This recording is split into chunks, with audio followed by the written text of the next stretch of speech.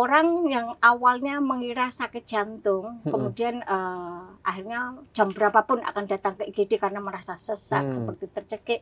Setelah dievaluasi, dilihat dan lain, ternyata adalah GERD. Sebenarnya kalau GERD sendiri tidak bisa menyebabkan kematian. Jadi kalau seandainya ada yang ternyata ketika ke IGD gejala hampir sama dan meninggal, tapi yang meninggal itu yang justru karena penyebabnya jantung.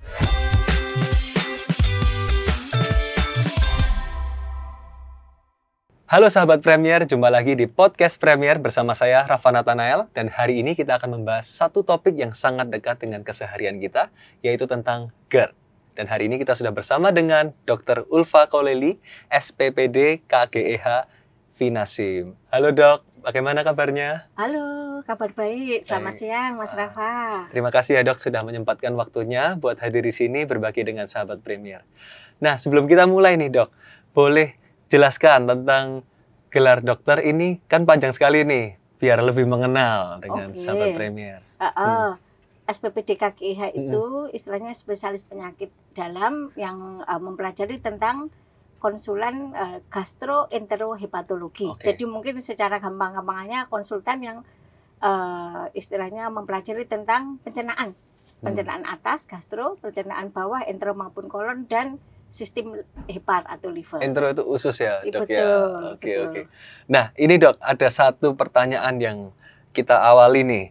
Apakah betul dok tentang GERD ini bisa menyebabkan meninggal dunia? Karena banyak orang yang khawatir soal ini dok.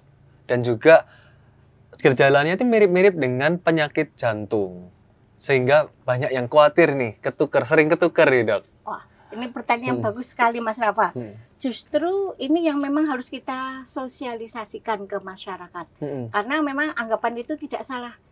Bahwa orang yang awalnya mengira sakit jantung, kemudian akhirnya jam berapapun akan datang ke IGD karena merasa sesak, seperti tercekik. Setelah dievaluasi, dilihat dan lain, ternyata adalah GERD. Dan proporsi yang seperti ini lumayan cukup banyak. Jadi ini mungkin saatnya sekalian kita untuk sosialisasi, memberi istilahnya pemahaman ke masyarakat bahwa ini yang gejalanya mirip jantung adalah memang selalu kita bedakan nyeri dada itu apakah kardiak atau non kardiak. Memang gejalanya mirip. Kalau kardiak itu jantung ya dok ya? Betul, non kardiak itu gejala mirip jantung. Itu memang mengkhawatirkan sekali ya dok ya? Betul, gitu. Betul. Jadi nggak salah juga kalau akhirnya datang ke IGD karena gejala hampir mirip. Mungkin era sekarang orang bilang 11-12 itu ya. Jadi lebih baik kita anggap itu jantung sampai terbukti bahwa itu adalah betul-betul bukan suatu kelainan jantung. Gitu, makanya kadang-kadang penyakit ini kita menyebut tadi kayak 1000 wajah. Ternyata macam-macam keluhannya. Tadi kalau pertanyaan Mas Rafa, apakah bisa menyebabkan kematian gitu? Sebenarnya kalau GERD sendiri tidak bisa menyebabkan kematian. Jadi kalau seandainya ada yang ternyata ketika ke IGD gejala hampir sama dan meninggal, tapi yang meninggal itu yang justru karena penyebabnya jantung. Oh begitu ya dok? Iya, tapi kalau GERD tidak menyebabkan meninggal, cuman menyebabkan quality of life sangat terganggu. Jadi sangat nggak enak sekali orang yang kena GERD tadi. Berarti mitos kalau GERD itu bisa menyebabkan kematian itu mitos ya dok ya? Mitos. Cuman tapi ya karena gejalanya mirip tadi ya? Betul. Jadi mungkin kalau boleh sekedar cerita, kadang pasien datang pertama tadi yang mirip sakit jantung. Yang kedua bisa ke dokter paru-paru karena terbatuk-batuk. Jadi lama nggak sembuh-sembuh, enak-enak tidur terbatuk-batuk. Kadang-kadang ke THT ini yang cukup sering karena merasa kerongkongan serik, makan agak sereten, atau kadang-kadang sudah fase lebih lanjut kayak seperti buat nelan nggak enak atau makanan sulit turun, bahkan kadang-kadang seperti tercekik. Ada banyak yang seperti itu, kadang-kadang kayak flu nggak sembuh-sembuh juga, jadi datang ke THT. Ada lagi sering datang ke dokter saraf. Karena apa? Sering pusing. Pusing pun gambarannya beda-beda. Ada yang merasa berat belakang kepala, ada yang merasa nyut-nyut separuh kayak migrain. Bahkan ada yang mirip vertigo seperti keliengan, nggak stabil. Tapi kalau kita dengan anamnesis yang detail, dengan apa, jadi bisa menarik benang merahnya bahwa semua itu adalah bisa sebagai bagian dari prinsipnya adalah GERD dengan keluhan yang tadi bermacam-macam tadi. Gitu ya. Berarti GERD ini gejalanya bisa bermacam-macam gitu ya dok ya. Betul. Makanya hari ini kita harus ngerti nih apa nih perbedaannya GERD dan juga penyakit-penyakit yang lainnya. Betul. Nah sebelum ke sana dok, penasaran nih, apakah GERD ini memang terms atau istilah yang baru hari-hari ini atau memang penyakitnya yang baru, Dok? Kok akhir-akhir ini banyak sekali yang mengeluhkan GERD ya, apalagi milenial, Gen Z gitu ya, Mbak? Betul. Dulu sejarahnya bagian dari dispepsia yang tipe reflux. Jadi dispepsia itu macam-macam, tapi yang tipe reflux. Dispepsia itu apa, Dok? Ketidaknyamanan pada lambung. Bisa ketidaknyamanan pada lambung ya, Dok. Bisa karena terkait keluhan utamanya itu perih atau rasa penuh atau begah atau embes. Iya, kalau zaman dulu kan gitu kita bilangnya mah atau asam lambung ya, Dok. Nah, betul. Bedanya apa, Dok, dengan mah yang itu sebenarnya dari bahasa Belanda ya, artinya lambung. Ya sekarang kalau semua penyakit yang mengenai lambung dulu orang bilang mah, entah gastritis, entah cuma dispepsia, entah ternyata betul-betul ada luka, mungkin kena mah kamu gitu. Berarti itu umumnya ya, Dok? Itu umumnya merujuk pada semua penyakit yang keluhan yang mengenai lambung. Nah, kalau kita breakdown sekarang mengenai lambung ada macam-macam. Yang tadi karena asam lambung naik, ya itu kita sebut GERD. Tapi kalau betul, kalau lambungnya yang memang bermasalah, ada luka atau ada itis itu erosi, itu ya kita sebut gastritis. Ada lagi nanti yang misalnya ternyata tumor dan lain-lain itu kadang-kadang awal memberi keluhan yang hampir mirip. Cuman khusus GERD itu merujuk pada isinya asam lambung, reflux naik ke atas. Jadi makanya kenapa sensasinya seperti panas di dada, hawa kecut atau pahit atau asam, rasanya naik ke kerongkongan. Bahkan kadang-kadang merasa mulut terasa asam. Ya, terus pahit juga ya, Dok? Pahit, asam atau rasa nggak enak. Bahasa pasien kadang beda-beda. Ya. Kadang-kadang datang karena sariawan nggak sembuh-sembuh, gigi yang erosi, itu karena akibat reflux yang lama tadi. Karena kita tahu asam lambung itu pH-nya sangat rendah, sangat asam. Jadi Allah itu sudah menciptakan di letak asam lambung di gaster, musculus gaster itu berlapis-lapis. Begitu asam lambung naik mengenai istilahnya esofagus baru menyebabkan masalah. Musculus gaster tadi apa, Dok? Ini istilahnya medikal banget. Iya, otot lambung. Otot lambung itu kalau kita lihat berlapis-lapis. Oh, ada lapisannya ya, Dok? Iya, kayak tumpuk-tumpuk lapisannya karena istilahnya ya tersetting untuk tadi isinya asam lambung pH yang sangat asam atau rendah. Saya pernah lihat tuh video tuh, Dok, kalau misalnya asam lambung itu kena gigi, itu bahkan bisa mengerosi gigi ya, Dok. Berarti seasam itu ya, Dok ya. Tapi di dalam lambung aman karena sudah tapi begitu dia naik merusak pada esofagus atau kerongkongan. Naik lagi merusak lagi di sini ada faring-laring. Jadi di situ makanya. Berarti anggapannya sekarang ini masyarakat sudah lebih melek ya, Dok ya. Lebih spesifik ngerti nih tentang GERD. Nah, sekarang apa nih, Dok? Kira-kira gaya hidup masyarakat sekarang yang menyebabkan banyak orang mengalami GERD? Ini yang pertanyaan menarik. Kalau mungkin kita bagi GERD itu memang penyebabnya macam-macam. Yang satu anatomi. Anatominya itu gampang-gampangnya sphincter. Sphincter itu klep ya. Antara esofagus mau masuk ke lambung longgar. Esofagus itu usus. Kerongkongan. Kerongkongan ya, Dok. Mau masuk ke lambung longgar jadi sehingga nggak ada penahan asam lambung naik. Ada katupnya gitu ya, Dok? Iya, berarti. Betul. Kedua, ini yang paling sering lifestyle sama jenis makanan. Kalau anatomi tadi dipengaruhi apa, Dok? Nah, anatomi kadang ada yang bawaan. Ada yang istilahnya namanya hernia diafragmatika. Bukan karena gaya hidup berarti ya, Dok? Anatomi bawaan. Terus gaya hidup yang ini yang justru sebenarnya hal-hal yang bisa di-treatable atau bisa dirubah atau diobatin.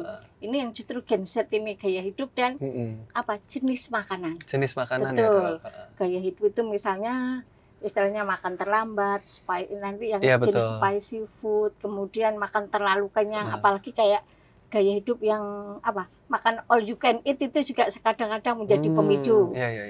Kemudian dan lain-lain. Kemudian berikutnya faktor infeksi yang lagi naik daun, Helicobacter pylori. Kemudian yang terakhir ini yang stres. Ini banyak sekali yang menyebabkan akhirnya kenapa GERD pun menjadi sering kambuh. Berarti banyak ya, Dok. Coba saya rangkum dulu, Dok.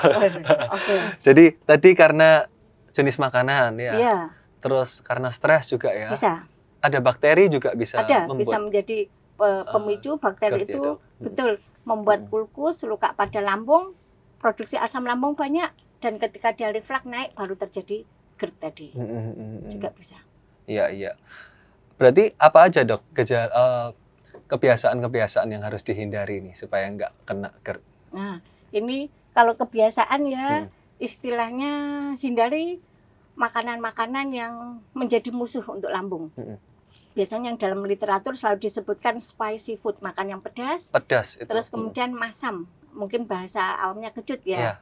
Betul. Terus kemudian misalnya dari lemon gitu ya, betul, jeruk gitu ya, Dok. Betul. Terus kemudian yang sering juga kadang-kadang yang berkarbonasi.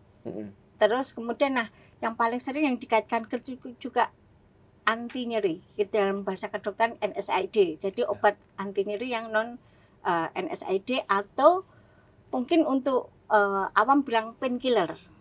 Nah, yang namanya gampang-gampangnya natrium diklofenak, asam mefenamat, piroxicam, itu semua untuk nyeri oke. Tetapi begitu dalam kondisi lama ini menjadi musuhnya untuk orang-orang pasien dengan gejala gastritis maupun gejala GERD tadi. Terakhir yang mulai agak banyak yang efek samping dari pengencer darah, terutama golongan tertentu yang pengencer darah minum dalam jangka waktu lama, biasanya memang kadang-kadang mulai ada resiko terjadi gangguan lambung, dan salah satu gambarannya berupa GERD juga bisa. Iya. Nah, kan di masyarakat ini orang toleransinya beda-beda ya, Dok. Betul. Ada yang nggak makan lama itu nggak kumat ya istilahnya. Ada yang bisa makan pedas banget, tapi ada yang sekali pedas langsung kena GERD kayak gitu, Dok. Itu disebabkan apa ya, Dok? Nah, itu yang paling penting kenali diri sendiri. Ada mungkin yang toleransi tadi makanan spicy antara level 1, 2, 3 beda-beda. Kadang orang per orang tidak sama. Kayak misalnya pemicu, gampangnya kita ambil salah satu contoh. Misalnya terlalu bersantan, itu orang per orang juga beda-beda. Terus pemicunya setiap orang beda ya? Beda, tapi yang pasti pedas, kecut, kopi mungkin yang kita tadi belum sekarang kayak hidup. Betul. Yang suka kopi orang-orang pastinya. Cuman tidak semua orang yang minum kopi pasti ada GERD. Jadi kita bisa membedakan. Artinya apa? Bahwa misal 100 orang peminum kopi nggak semuanya terjadi efek GERD, tapi tergantung banyak faktor. Ketahanan istilahnya mukosanya, faktor stresornya, faktor lain-lain pun berperan. Tapi yang paling sering disebut itu termasuk yang tadi sudah disebutkan tadi, stres, kemudian bisa menjadi salah satu pemicu. Nah, kalau sudah kumat nih, Dok, pertolongan pertamanya bagaimana nih? Tergantung. Kalau kumatnya mungkin masih istilahnya tidak terlalu berat, lebih baik menyediakan obat-obat lambung di rumah. Yang mulai yang paling sederhana namanya antasida. Isinya antasida itu. Terus sampai obat yang mungkin namanya terkenal PPI, sol itu proton pump inhibitor. Nah, setelah itu kalau tetap belum membaik, mungkin perlu yang PPI injeksi, lebih baik datang ke tempat layanan rumah sakit terdekat untuk mendapat pertolongan pertama. Berarti bisa ditangani sendiri dengan obat-obat awal. Iya, kalau tetap belum membaik, segera datang ke rumah sakit atau klinik terdekat. Gitu ya, Dok ya. Oke. Nah, ini Dok, untuk terakhir, mungkin dokter kita kan nggak bisa ngobrol lebih panjang lagi nih. Nah, Dokter Ulfa mau menyampaikan sesuatu untuk sahabat Premier. Oke, halo sobat Premier. Mengingat GERD ini rasanya makin hari insidennya makin banyak, di mana keluhan bervariasi tadi ya, mulai dari yang berat sampai yang ringan. Tetapi kadang-kadang ketika keluhan yang heartburn atau dada panas yang mirip seperti jantung, itu sehingga membuat akhirnya datang ke IGD dan lain-lain, serta bahwa penyakit ini secara ke depan banyak komplikasinya. Salah satunya esofagus nanti bisa mengecil atau lebih sempit.